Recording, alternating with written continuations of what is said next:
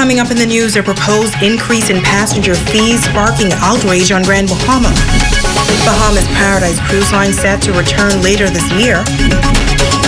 And an update on debris collection over in ABACO. The Bahamas Tonight, the Northern Edition, starts now. This is the Bahamas Tonight, Northern Edition.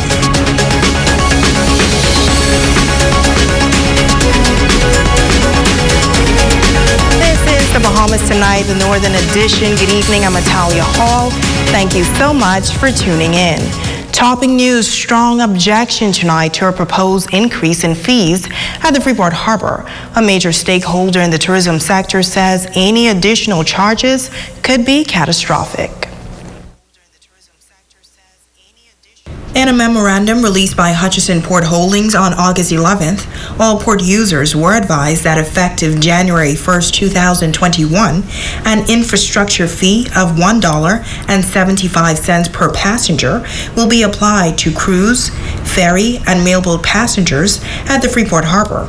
General Manager of JAGS International, James Turner, says he is surprised to see the Freeport Harbor propose such a fee. He says no company should impose any sort of increases, knowing the state of Grand Bahama's economy. Here we are suggesting that we want to propose an increase to fees to cruise ships, mailboats, and ferries. That's crazy. When you look at the way the cruise ship industry is struggling now, especially those that come to Grand Bahama, when you look at the way the ferry service is struggling now, especially those coming to Grand Bahama, to suggest that you will increase any cost to them is unheard of. And in addition to that, when you look at the mailboat, how dare we now suggest that we are going to propose an increase to passengers coming from Nassau to Grand Bahama on the mailboat? These things are wrong. He says now is just not the time for anybody to be proposing any increase. This is the time for people to be creatively trying to figure out how we hold on to what we have. If the Freeport Harbor proposes and advances with this increase that they're suggesting for January, it means that it will cost anyone coming from Nassau more to come on the mailboat to come to Grand Bahama. The mailboat administrators are not going to absorb that. The cost will have to be passed on to the customers.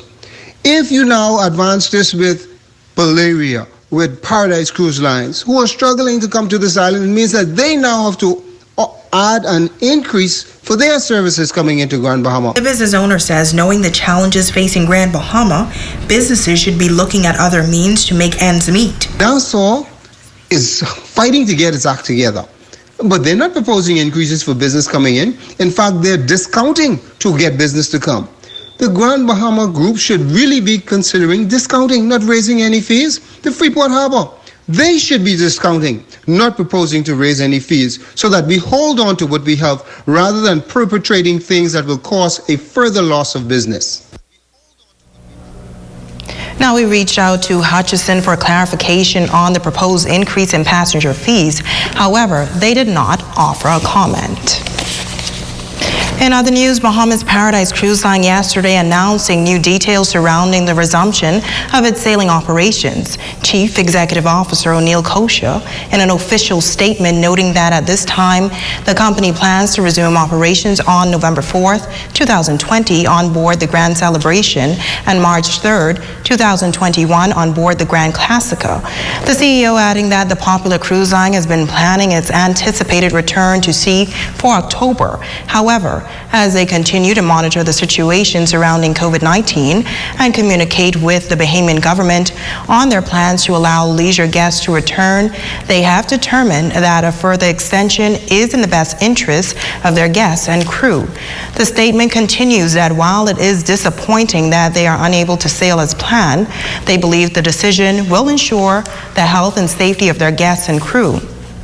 He says they will work closely with the CDC as well as the World Health Organization as they prepare to return to Grand Bahama and Nassau.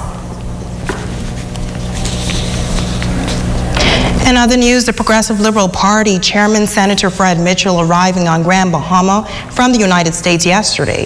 Senator Mitchell telling the media that the purpose of his visit was twofold. The leadership of the Progressive Liberal Party, our leader, Philip Brave Davis, asked me to come here to get on the ground and to make sure that people know that they are not forgotten. And the Progressive Liberal Party is still working for the betterment of this society in Grand Bahama, and we wish everybody well. The second thing is I wanted to test the procedures for entering the Bahamas, for traveling within the Bahamas. It is our view that more tweaking needs to be done with this system. For example, I understand that sometimes it takes up to 2 hours when people land here at this airport to get the health officials to clear you through. I mean, that clearly is unacceptable. And then the question is, why is it necessary, if someone has a negative COVID test, why is it necessary for that person to be in quarantine? It is not necessary on the face of it. So these are questions which we as public officials ought to be testing across our systems. Mitchell also spoke on the issue of members of parliament and senators being recognized as national figures who have constitutional responsibilities. He says those responsibilities have been shortened, in some cases prohibited, as a result of those COVID-19 restrictions. Now, the interesting thing about this is when we raised it in the Senate, the Attorney General said that members of parliament and senators are not subject to these restrictions. But of course, we try to follow the law. But it works an injustice in this sense. You have Philip Brave Davis, Chester Cooper, and you have Picewell Forbes, who are all Family Island representatives. And they can't travel to their constituencies on the face of it because of these regulations. So that is an important prohibition on them doing their national work. And senators have national offices, so there are important matters of public policy that senators ought to be involved in, which they are prohibited from doing by these regulations. And the question is whether, given the fact that the Prime Minister is opening up the country, it is not time to look at these procedures.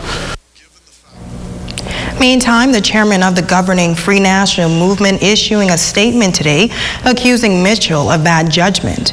Chairman Carl Culmer Sr. says the PLP chairman put politics over the people yesterday when he returned to the Bahamas after a prolonged stay in the United States. Culmer says he landed in Grand Bahama, and rather than immediately heading into quarantine, as the COVID-19 protocols call for, Mitchell was seen giving an interview. He says it is disappointing that the chairman of the opposition party would conduct himself in such a manner. Culmer continues, Mitchell's conduct shows politics and seeking power are things foremost in his mind. Culmer says throughout this pandemic, the PLP has made conflicting statements. They've been against strong measures, supporting the measures, and then going against the measures. The F&M chairman says the PLP flip-flops on COVID-19 politics. In other news, while East Grand Bahama was severely impacted by Hurricane Dorian, other areas of Grand Bahama were pounded as well. 1 year ago, flooding and structural damage could be seen throughout the island. Tonight, residents are reflecting on their experience with the devastating storm. Hurricane Dorian, the worst storm in recent history, has certainly left a mark throughout Grand Bahama. Dorian is a name that they wouldn't soon forget. Patricia Robinson has been living in the Hudson Estate community for over 30 years, and she housed some 40 people during the massive storm. It really feels good for me because I was able to help all those people that were in here. And, God forbid if it happen again, I guess I'll do it again.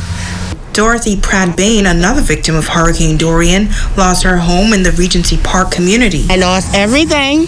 Almost lost my husband. He had 2 strokes after the storm, and now he's unable to walk. But to God be the glory, he's still alive. And we are rebuilding thanks to the government, because I had no insurance, but the government has helped us well.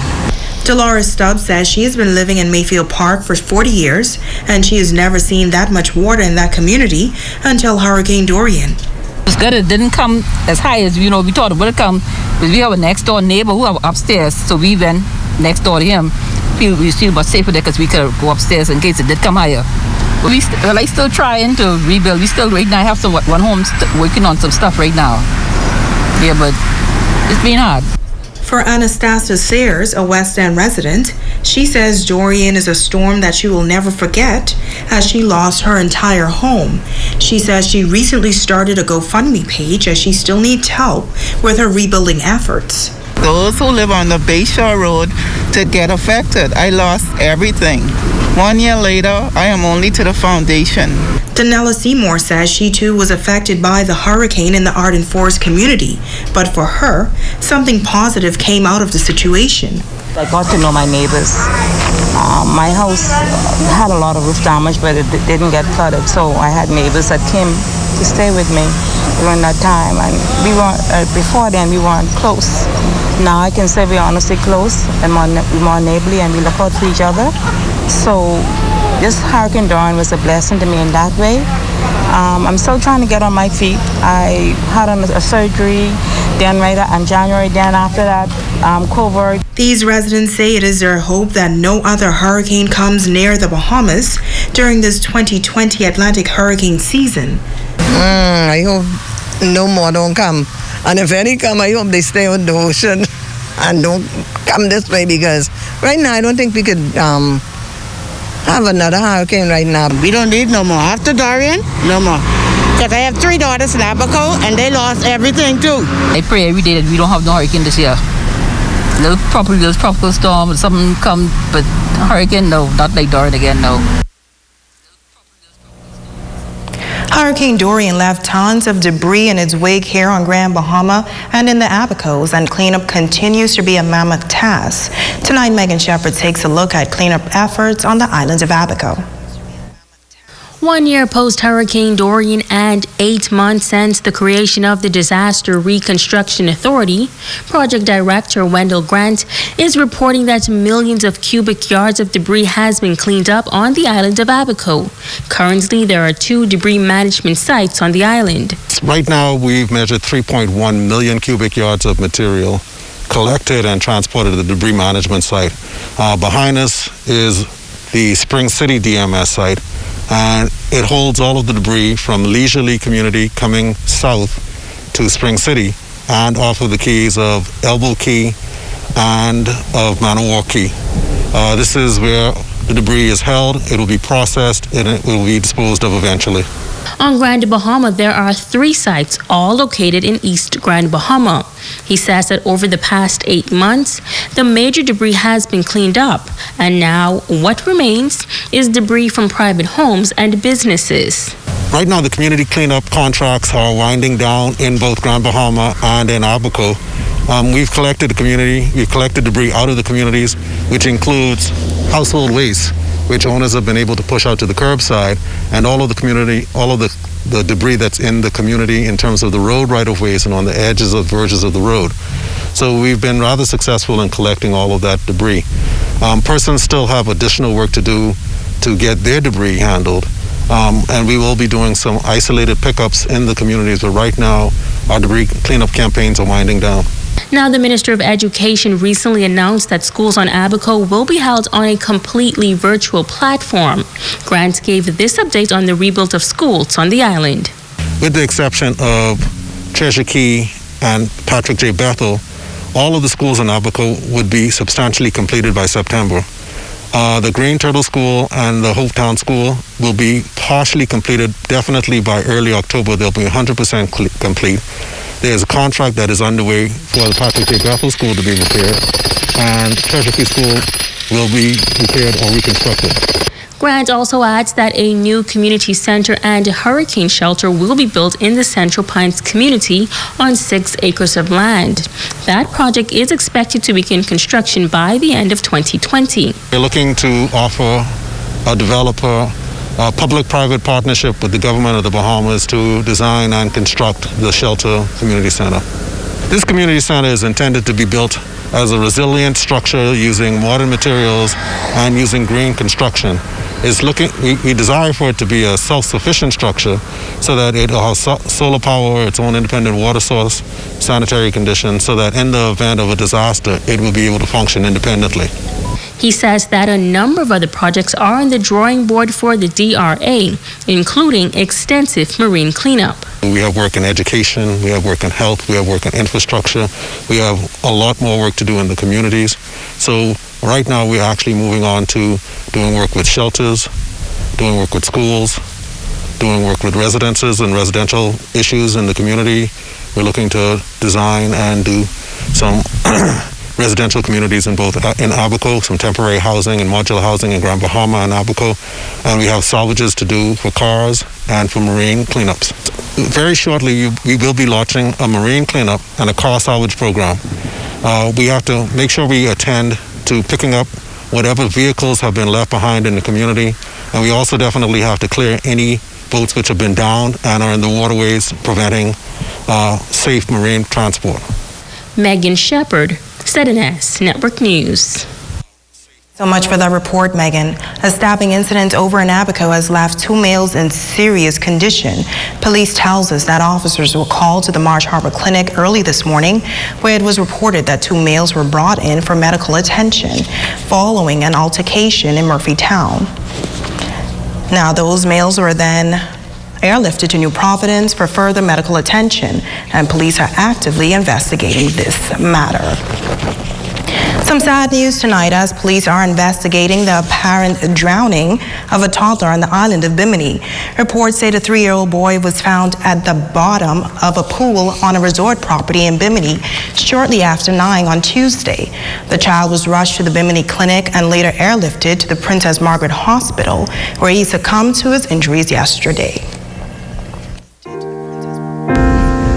Hey everyone, my name is Manasseh Sims, aka Pastor Nasa, for those who know, a pastor of the South Bahamas Conference of Seventh-day Adventists stationed right here in Eleuthera. And I wanted to send a word of encouragement to the Bahamas right now.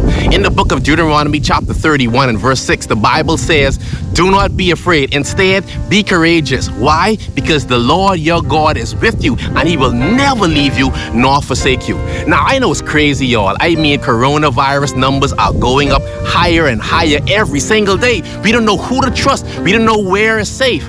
But guess what? God's word tells us that we don't have to be afraid because God is with us.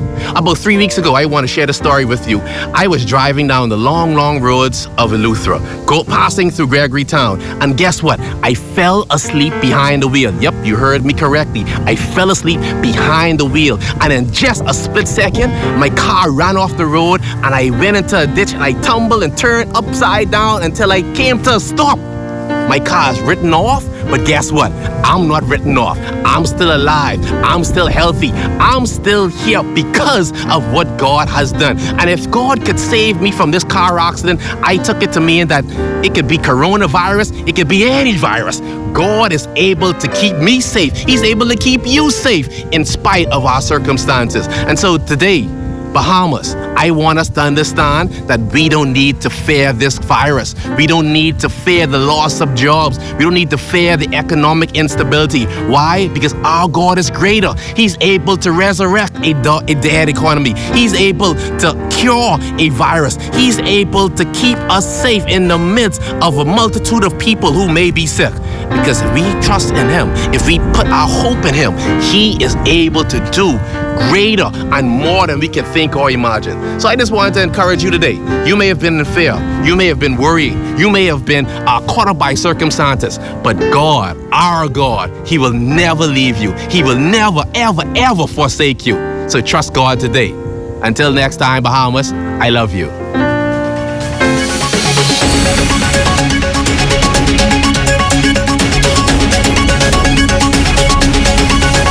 The Children's Home, the recipient of a timely donation. That story and more coming up next in the news.